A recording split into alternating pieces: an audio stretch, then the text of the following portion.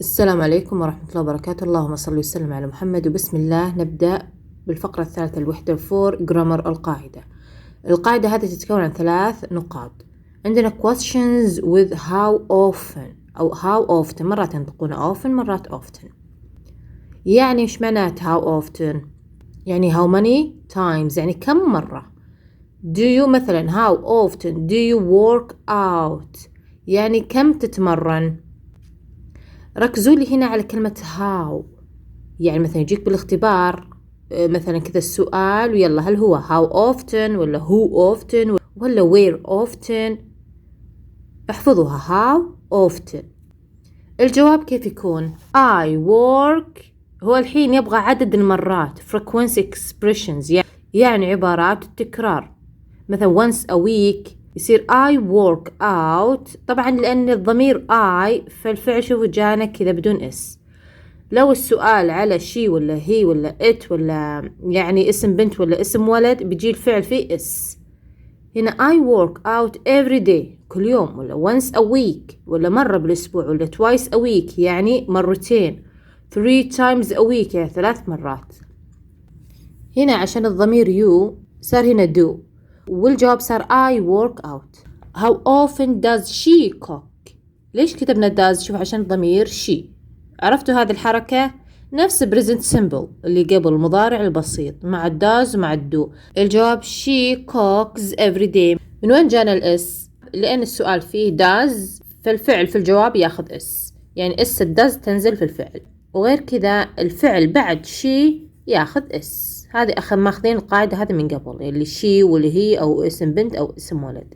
مثال لو التيتشر قالت لكم على الفريكونسي اكسبريشن يعني عبارات التكرار، مثلا I visit my grandmother، مثلا جدتي أو جدي my grandfather 3 times in a week يعني 3 مرات بالأسبوع، أو ممكن every day كل يوم.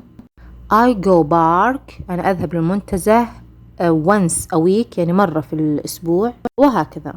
انتهينا من النقطة الأولى.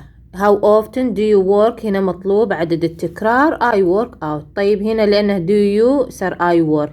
لو قلنا she ولا هي اسم بنت أو اسم ولد الفعل ياخذ اس، هنا يصير does الفعل ياخذ اس. ثاني نقطة adverbs of frequency، يعني الحال في التكرار.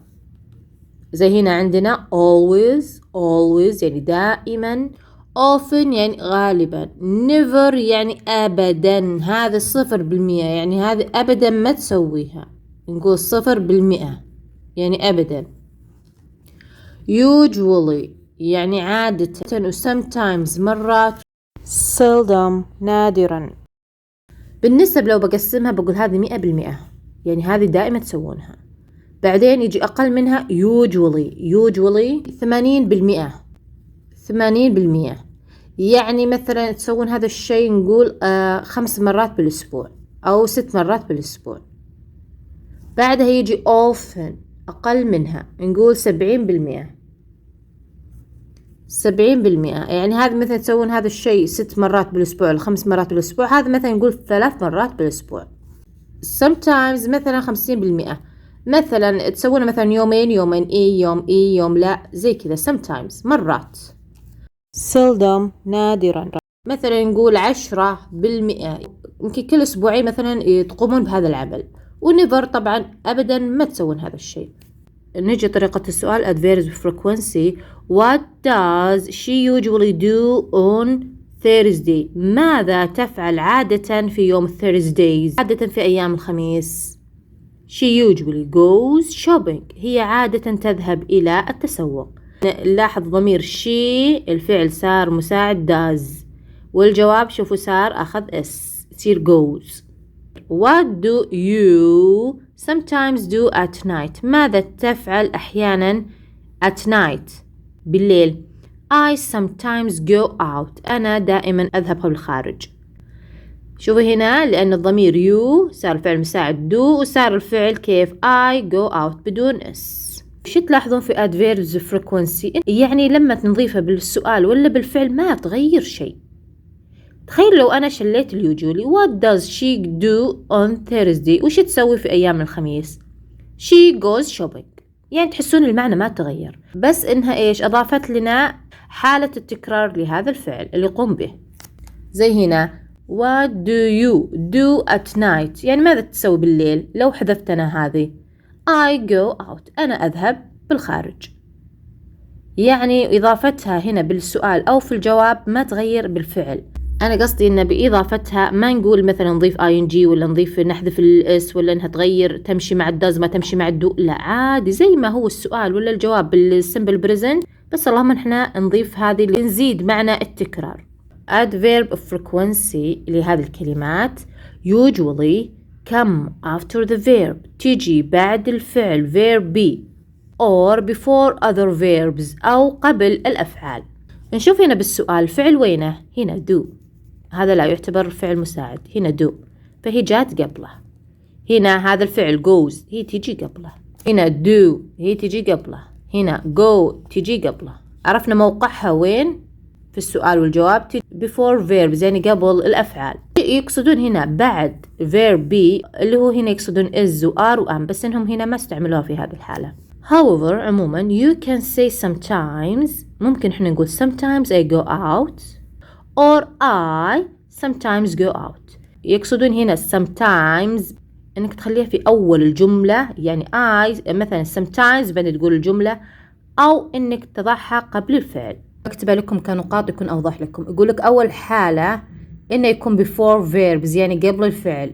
she often goes shopping، وين الفعل هنا؟ هذا الverb. وين مكان adverb frequency اللي هي often و always و sometimes و never؟ جات قبل الفعل، هذه هي. تمام؟ she often goes shopping. المثال الثاني I sometimes go out، وين الفعل؟ اللي هو هذا go. الفريكونسي حالات التكرار اللي هذه sometimes جات قبل الفعل. النقطة الثانية اللي موجودة في الكتاب after يعني بعد verb be. وش الverb be؟ اللي is و am و are. مثال she is seldom late، هي نادرا ما تتأخر. شوف نلاحظ هذا هو is جات بعده الفريكونسي اللي هو هذا عبارات التكرار. هنا they are always happy، هم دائما سعيدين. شوف هذا الار جات بعدها كلمة always. تمام، هذه معنات انها after verb اللي هو is و am و are. يعني مهم ان احنا نعرف موقعها في كتابكم، بس موضحين موقعين before verbs قبل الفعل، ولا after verb يعني يكون بعد is و are و am اللي هو verb. والنقطة الثالثة موقع، بس هذا خاص في كلمة sometimes و often و usually، لها ممكن ان احنا نحركها في بداية beginning الجملة، بداية الجملة، أو end the sentence نهاية الجملة. مثلا عندي هذه الجملة we study English، ممكن أقول we sometimes study English، we often study English، we usually study English، صح. أو we never study English، صح. عارفين هذه النقطة أنها تيجي قبل الفعل، تمام. بس sometimes و often usually ممكن أكتبها أنا هنا، أقول sometimes we study English، أو ممكن أقول we study English sometimes. often نفسها، أقول often we study English، أو مثلا we study English often. usually نفسهم، usually عادة we study English. وممكن لها موقع ثاني قلنا هنا تجي في end الجملة، نقول we study English usually. عرفتوا هذول الثلاثة ممكن يجون هنا وممكن يجون هنا. هذه الميزة فقط sometimes often usually.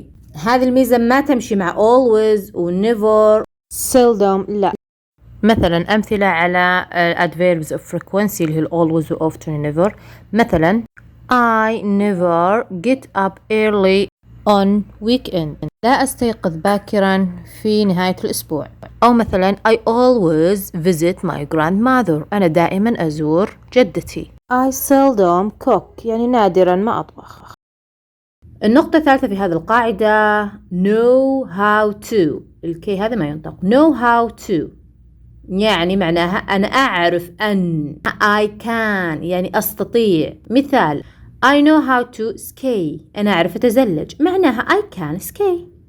أو ممكن تقول I know how to drive، أنا أعرف أسوق السيارة، معناها تقول I can drive، أنا أستطيع أن أسوق. الشغل الثاني في know how to الفعل بعده يكون المصدر عادة ودائما متكرر عندنا. كم مرة أقول to الفعل بعدها بدون ولا شيء، سادة على شكله الأصلي يعني من مصدره.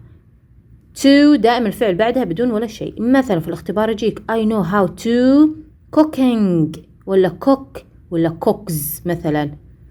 I know how to خلاص أنا شوف to على طول أخذ اللي في المصدر اللي مثلا cook يعني الفعل بدون ولا إضافة. لو بنفيها بس أكتب don't.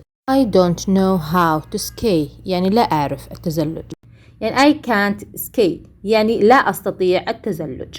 طبعا ليش كتبوا don't ما كتبوا does؟ لأن الضمير I. طيب لو she أو he بنقول she doesn't know how أو he doesn't know how. طيب هذه النقاط كيف تجينا في الاختبار؟ مثلا حطيت لكم ورقة، شوفوا هنا 6 Bill do you know work out؟ استفهام. جواب دان I work out twice a week يعني يسأل عن عدد المرات.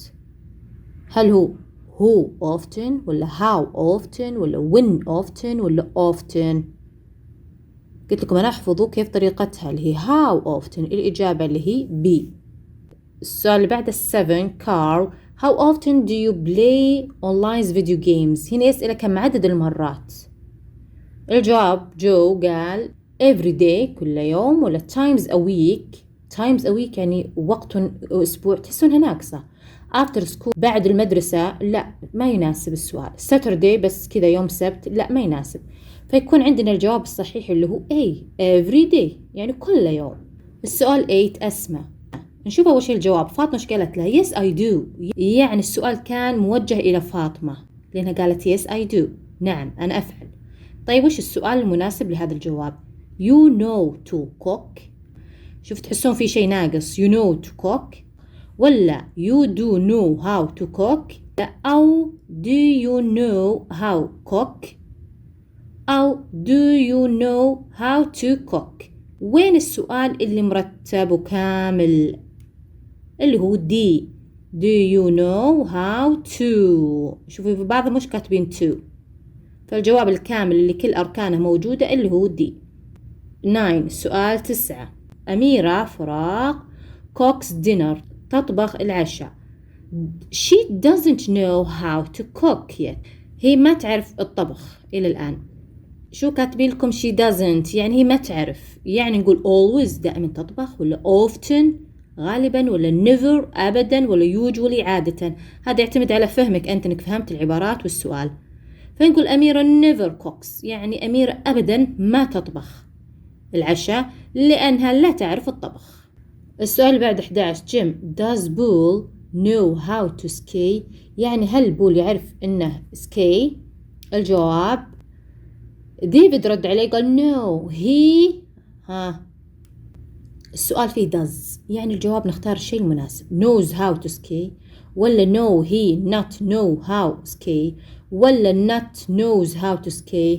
شوفوا دي doesn't know how to ski. وين الجواب الكامل ويناسب السؤال؟ شوفوا السؤال فيه does يعني والجواب نفي فيه no فيكون لازم فيها not. النت وينها موجودة؟ النت لازم تكون في فعل مساعد يعني does. no he doesn't know how to ski يعني الجواب الصحيح اللي هو D. 12 do you hang out at the mall often يعني هل أنت تطلع دائما في المجمع غالبا؟ قال no السؤال موجه له no I فراغ hang out at the mall يعني قال no يعني لا. هل هو usually عادة ولا seldom نادرا ولا always دائما ولا often غالبا؟ جواب B seldom نادرا لأنه قال أنا نادرا ما أطلع. فارس what can you do ماذا يمكنك أن تفعل؟ الجواب I know how to skateboard أعرف أن أتزلج ولا I often ولا seldom ولا I know to كلها ناقصة. B و C و D هذه كلها ناقصة. الجواب المناسب اللي know how to اللي هو A. Exercise A look at the chart نرى هذا الجدول of صباح's activities لأنشطة صباح. make sentence نبي نسوي جمل and compare with partner وقارنها مع زميلك. مجاوبين بطريقتين يا بهذه الطريقة هذه يعني كم مرة بالأسبوع أو بهذه الطريقة. المثال هنا صباح always takes a shower. نشوف هنا الفعل اللي هو take a shower، تستحم. كم مرة؟ نشوف يوميا. صباح always دائما، يعني شيء 100%، يعني شيء يوميا تسويه. صباح always takes a shower in the morning، تستحم في الصباح. نلاحظ أول شيء ترتيب الجملة، جات قبل إن الكلمة الفريكونسي جات قبل اللي هي always ولا never ولا sometimes تجي قبل الفعل. فنقول صباح always takes والفعل ياخذ اس. ليه؟ اسم بنت، قلنا شي ولا هي ولا ات ولا اسم بنت ولا ولد، الفعل ياخذ اس. ونكمل الجملة. أو بالطريقة هذه she takes a shower every day، يعني كل يوم. والترتيب عادي she لأن الضمير البنت، takes الفعل ياخذ اس عشان she، وبعدين تكملة الجملة و every day جات في نهاية الجملة يعني كل يوم. make the bed إنها ترتب السرير. نشوفها كم مرة ترتب السرير؟ بس مرتين في الأسبوع. فبالطريقة الأولى يا بنقول she seldom يعني نادرا makes the bed، أو الطريقة الثانية she makes the bed twice a week، يعني مرتين بس بالأسبوع. do homework يعني حل الواجبات ولا تذاكر، نقول she does، طبعا do نغيرها لأنها she فنكتير does. she does homework 5 times a week، يعني 5 مرات بالأسبوع. عدد التك هذه الصح اللي هي 5 مرات. she usually does homework، هي عادة تحل الواجب. cook dinner كم مرة؟ عندنا بس مرتين، بنقول she sometimes cooks dinner، هي أحيانا. الطريقة الثانية بنقول she cooks dinner twice a week، يعني مرتين بالأسبوع. أنا مو نجيب 1 a week 2 a week twice a week 3 times in a week من هنا. 5 نقول she draws and paints، هي ترسم وتلون 4 times a week، يعني 4 مرات في الأسبوع. أو she often غالبا draws paints، هي غالبا ترسم. 6 he watch TV، يعني تشاهد التلفزيون. نقول she watch TV once a week، يعني مرة واحدة في الأسبوع. أو نقول نادرا، نقول she seldom watch TV، هي نادرا تشوف التلفزيون. 7 she takes French classes 3 times a week، نلاحظ إن في 3 صح، ف 3 times a week. she sometimes takes French classes. ask exercise B، تمرين B. ask and answer questions about صباح، نبي نسأل ونجاوب عن صباح. هذا الجدول ونظامها قدامنا. 1 how often does she take a shower، كم عادة هي تاخذ الشاور؟ نقول she takes، طبعا الفعل ياخذ اس، she takes a shower every day كل يوم. 2 when does she make her bed، متى ترتب البيد سريرها؟ she makes her bed on Fridays and Saturdays on weekend، أو إنك مثلا تقول بس on weekends، يعني نعرف إنه بس يومين. 3 what language does she study، وش اللغة اللي هي تدرسها؟ she studies French. 4 when does she take these classes، طيب متى هي تاخذ هذه الحصص؟ she takes classes Saturdays Tuesdays and Thursdays، أو ممكن تقول 3 days in a week. 5 how often does she do her homework، متى دائما هي تسوي واجباتها؟ she does her homework، هي دائما تسوي واجباتها 5 times a week، يعني 5 مرات بالأسبوع. 6 what hobby does she have، وش هوايتها؟ she draws and paints، الرسم والتلوين. 7 how many times a week does she do it، كم مرة بالأسبوع تسوي هذه الهواية؟ she does it 4 times a week، 4 مرات بالأسبوع. 8 what does she never do on the weekend، وش اللي أبدا ما تسوي في أيام الويكند؟ she never does her homework، هي ما تسوي أبدا واجبها. أو ممكن تقول she never cooks dinner، أو she never watches TV and she never takes French classes، يعني عندها 4 أشياء ما تسويها في دائما الويكند في الإجازة. 9 does she watch TV during the weekend، هل هي تشاهد التلفزيون خلال الأسبوع؟ yes she does. 10 does she know how to cook، هل هي تعرف كيف تطبخ؟ yes she does. Exercise C write about your usual activities then practice وقارنها مع زميلك. يعني الحين يبون عاداتكم الأنشطة اليومية لكم. بقول أنا بعض الأفعال اللي everyday يوميا تسويها ولا 3 times 3 مرات بالأسبوع. بس إنه ما كفى، أحط لكم كذا نشاط واختاروا.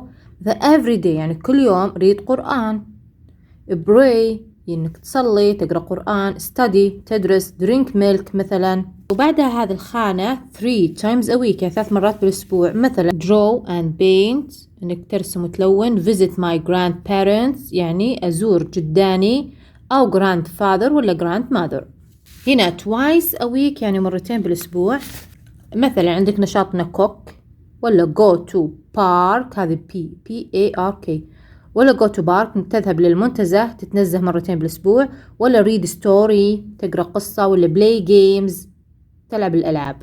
هنا once a week يعني حاجة تسويها مرة بالأسبوع، مثلا watch movie مشاهدة فيلم، deep clean my room يعني تنظيف عميق لغرفتي، drive a car يعني تسوق سيارة مرة بس بالأسبوع. ممكن تقول clean my father car إنك تنظف سيارة أبوك مرة بالأسبوع. وآخر شيء عندنا never يعني أبدا ما تسوي هذا النشاط أبدا، مثلا get up early on weekend يعني تستيقظ مبكرا في نهاية الأسبوع. هذه الأفعال والأنشطة كلها عندكم، ممكن أنتم على كيفكم تغيرون، مثلا 2 times a week لا تحط draw and paint. my grandparents مثلا جدانك مثلا تحطها twice a week مرتين مثلا بالأسبوع. ممكن انكم تغيرون الأنشطة على حسب احتياجكم. exercise D ask your classmates يعني اسأل زميلك how they spend their free time كيف انهم يقضون وقت فراغهم. الآن كيف تسأل؟ هذا هو السؤال. what's your favorite pastime؟ الحين طالبين، واحد بيسأل واحد بيجاوب. what's your favorite pastime؟ كيف تقضي وقتك؟ طبعا لكل صورة سؤال وجواب. هنا B قال text messaging يعني يراسل. السؤال الثاني how often do you do it يعني كم غالبا أنت تسويه؟ قال I do it all the time يعني أنا أقوم بهذا الفعل طول الوقت. عندنا هذا الصورة what's your favorite pastime؟ نلاحظ هنا نقول watch TV إنه مشاهدة التلفاز. how often do you do it يعني كم مرة تقومون بهذا الفعل؟ ممكن بنستفيد من هذه الصفحة، مثلا every day كل يوم، ولا once a week، ولا twice a week مرتين بالأسبوع، ولا 3 times a week 3 مرات بالأسبوع. ممكن تقول on weekend يعني في نهاية الأسبوع. تسأل what's your favorite pastime؟ هنا إيش عندنا الفعل skateboarding يعني التزلج.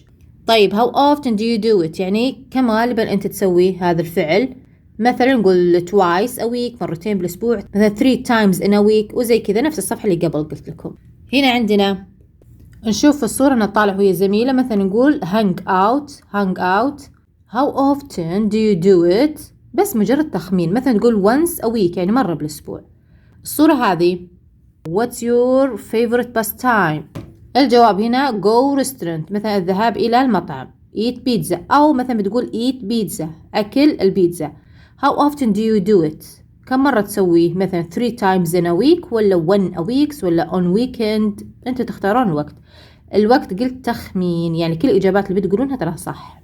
الصورة الأخيرة play football what's your favorite pastime هوايتك المفضلة؟ play football يعني لعب كرة القدم.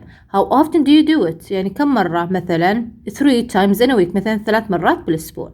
وصلنا للفقرة الرابعة لهذه الوحدة listen نسمع to what قاسم and فاطمة like to do in their free time يعني بنسمع ماذا يفعل قاسم وفاطمة في وقت فراغهم free time. answer yes ولا no. Kasim, I like to go indoor climbing. I climb 1, 2, or 3 times a week. It depends on how often I go to the mall.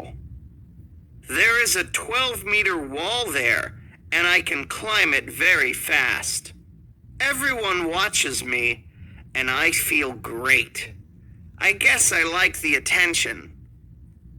Indoor climbing is good exercise, and you don't need to worry about the weather. Outdoors on a mountain, I'm with only a few friends, and people can't see how well I can climb. Fatma. I go to cooking classes once a week. I usually go with my friend Noura. Our friends say cooking is a boring hobby, but I think it's very creative. I like making different ethnic cuisines, and I know how to cook traditional Mexican, Arabian, and Indian dishes. We learn how to combine different kinds of meat, vegetables, and spices into tasty meals. Sometimes I cook for my family, and they love trying my new creations. أول شيء نشوف قاسم he goes indoor climbing every day. هل هو every day؟ لا، قال 2 3 4 a week، يعني مرتين 3 مرات 4 مرات بالأسبوع. طبعا indoor climbing يعني زي مجمع خاص للكلايمينج، للتسلق الجبال، مثلا جدار يكون فيه أجهزة أو أدوات بحيث أنهم يتسلقون. طيب he knows how to climb very well. هل يستطيع التزلج very well بشكل جيد؟ yes. قاسم never climbs mountain، هو أبدا ما يروح لتسلق الجبال. الجواب no، إلا يروح مع some friends، مع أصدقائه. من فوائد إنه اللي ذكرها إنه يتسلق indoor climbing في المجمع، إنه ما يكون يعني ما يفكر about the weather، يعني you are not worry about the weather، يعني ما تكون يعني ما تفكر أو تحاتي الweather اللي هو الجو. فاطمة هنا قالت usually cooks with نورة، إنها تروح دائما مع نورة، صح yes. she can cook well، إنها تطبخ بشكل جيد، yes صح. فاطمة friends think that cooking is creative hobby. هم قالوا يعني هواية creative يعني مبدعة، لا هم قالوا رأي زميلات فاطمة إنها boring hobby يعني هواية مملة. وصلنا الفقرة الخامسة من هذه الوحدة عن النطق، كيف إنك تنطق. لاحظوا هنا كيف ينطقون do you، هنا reduction يعني تخفيض، يعني نبرتك تكون منخفضة. لاحظوها الحين بالإكسرسايز وبراكتس وطبقوها. 5. Pronunciation. Listen to the reduction of do plus you, then practice. Do you exercise? Do you play tennis? Do you know how to cook? When do you exercise? Where do you play? What do you cook?